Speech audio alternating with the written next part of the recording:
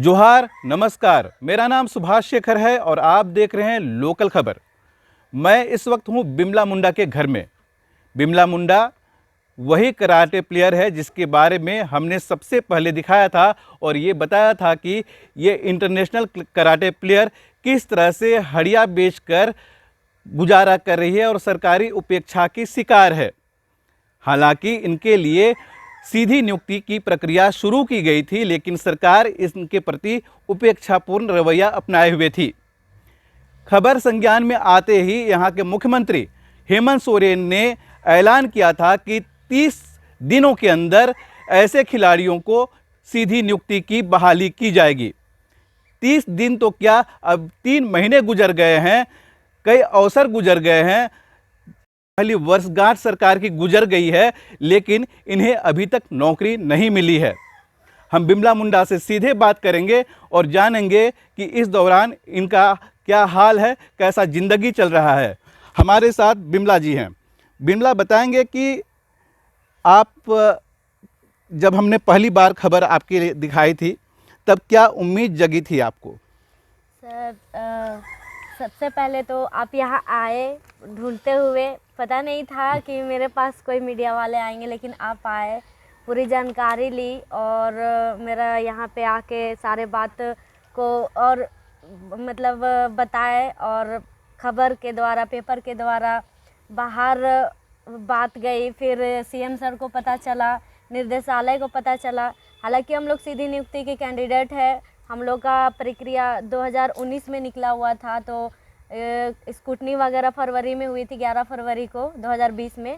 पर उसके बाद कुछ नहीं पता था, बस हम लोग तैयार थे कि हो जाए, पर कुछ हो नहीं रहा था। उसके बाद फिर आप आए, हम लोग सारे टीम मिले, हम लोग की जो सीनियर दीदी लोग हैं सीधी नियुक्ति में, नूतन दी है, राजा भैया, दिनेश भैया, ये लोग हैं, वो पहल किए आगे। फिर प्रेस कॉन्फ्रेंस हुआ, आप लोग आए, आप लोग के द्वारा हम लोग को बहुत सहयोग मिला, उसके लिए थैंक यू बोलते हैं। और इसी कारण मतलब बहुत ऐसे चीज़ें हैं जो हम खिलाड़ियों को ऐसे तो हम लोग बता नहीं पाते हैं अपने ज़रिए कि कैसे ले जाने, लेकिन आप लोग ऐसे कार्य करते कि हम जो गरीब खिलाड़ी है या फिर खेलने में तो सच में है, लेकिन आगे वो बढ़ने के लिए कोई रास्ता नहीं होता। बिमला, हमने सबसे पहले खबर दिखाई थी 8 अक्टूबर को, और मीडिया में खबर आने के बाद 19 अक्टूबर को मुख्यमंत्री ने खुद ऐलान किया था 30 दिनों के अंदर आपके जैसे बाकी जितने भी आपके साथी खिलाड़ी हैं उनको नौकरी दी जाएगी।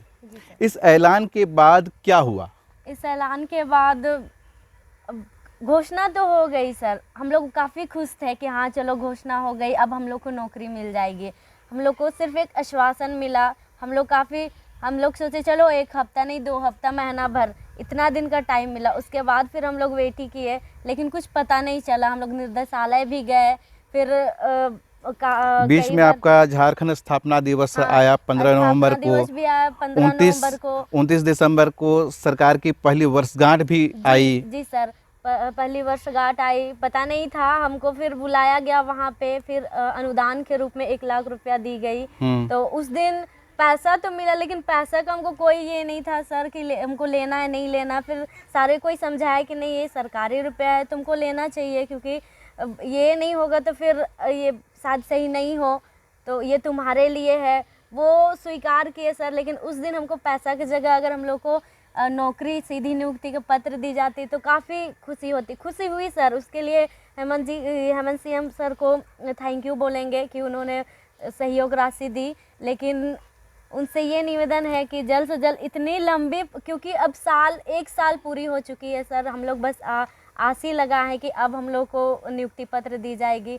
पता नहीं आगे का तो कुछ पता नहीं चल रहा है, क्योंकि निर्देशालय में क्या ऊंच नीच हो रही है, नहीं कुछ पता नहीं चल रहा सर। 30 दिन कहकर अब 3 महीना गुजर गया है। जी सर। कहाँ कहाँ गए और क्या क्या जवाब मिला, और आपके पास अभी क्या जानकारी है इसको लेकर?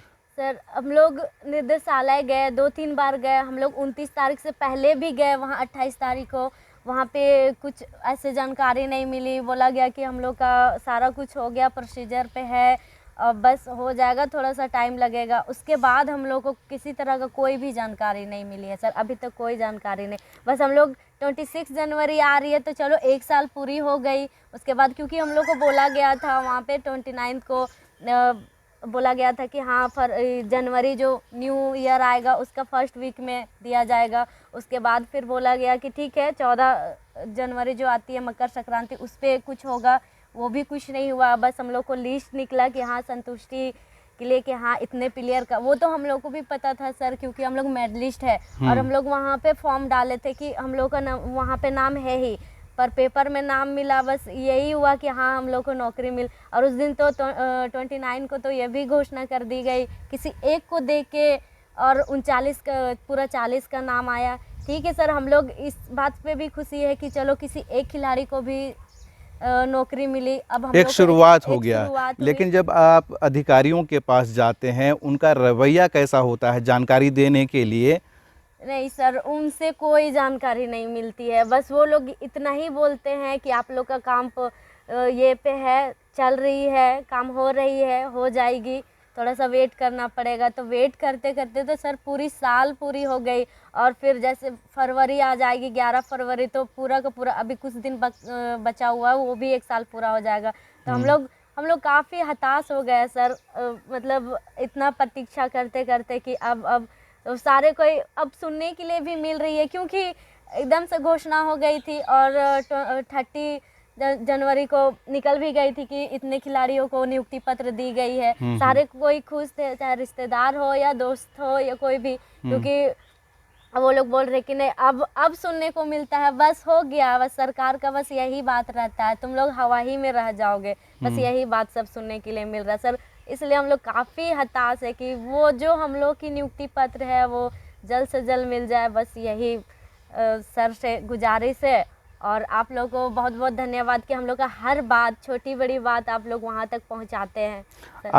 आप लोग जितने भी खिलाड़ी हैं, सीधी नियुक्ति के बहाली के जो लाभुक खिलाड़ी हैं, इसके लिए कितना आंदोलन करना पड़ा है, किस तरह का लड़ाई लड़ना पड़ा है? सर इसके लिए बहुत सारे, क्योंकि हम लोग एक खिलाड़ी कभी ध्यान ही नहीं था कि हम लोग को इस तरह से लड़ना, जैसे हम लोग अपना इवेंट में लड़ाई करते, फाइट करके जीतते, कभी ये नहीं सोचा था कि अपने लाइफ के लिए भी फाइट करना पड़ेगा। इतना कुछ होते हैं मेडलिस्ट, हम लोग स्टेट को मेडल देते हैं, ये इंडिया को मेडल देते हैं, लेकिन हम लोग को यही लगता था कि हाँ चलो हम लोग मेडल दे रहे हैं तो हम लोग के लिए भी ऊपर कोई है जो हम लोग को देखता है, हम लोग के लिए कुछ करेगा, लेकिन वैसा नहीं है।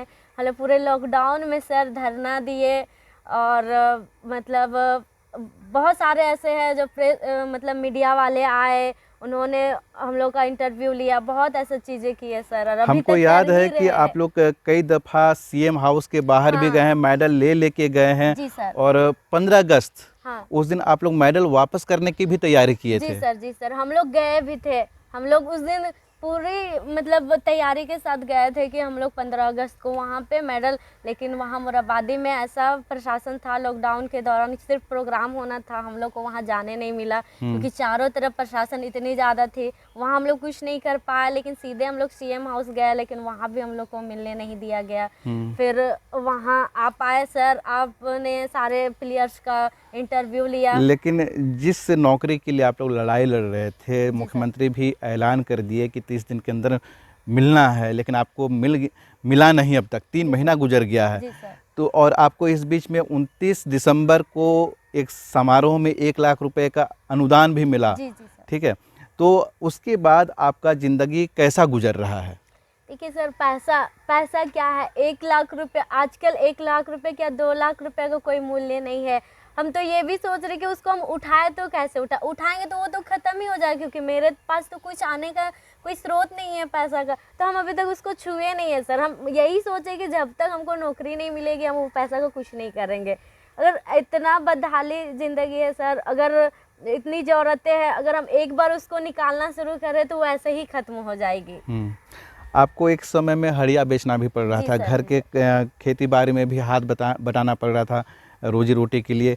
क्या अब वो जारी है या फिर आपका सब कुछ सही हो गया है? नहीं सर, अभी सही कुछ नहीं हुआ है, वो जारी। हम लोग खेती बाड़ी में भी काम कर रहे हैं, और माँ हड़िया भी हम नहीं बेच रहे हैं, लेकिन माँ बेच रही है। घर के लोग बेच रहे हैं। घर के लोग बेच रहे हैं। गुजर बसर का वही एक साधन है। जी सर। तो हम बात कर रहे थे बिमला मुंडा जी से, जिनके लिए 30 दिन के अंदर नौकरी देने का ऐलान किया था। 3 महीना गुजर गए, लेकिन इनके जैसे सिर्फ एक खिलाड़ी को नौकरी दिया गया 29 दिसंबर को। उसके बाद जितने भी खिलाड़ी हैं वो अब भी इंतज़ार कर रहे हैं कि इन्हें नौकरी कब मिलेगी। बिमला मुंडा का जो ज़िंदगी है वो बदला नहीं है। पहले जिस तरह से इनका ज़िंदगी चल रहा था, इनके परिवार का ज़िंदगी चल रहा था खेती बाड़ी करके, हड़िया बेचकर, उसी तरह से इनका ज़िंदगी चल रहा है। आप देखते रहिए लोकल खबर और भी आपको इसी तरह का अपडेट देते रहेंगे।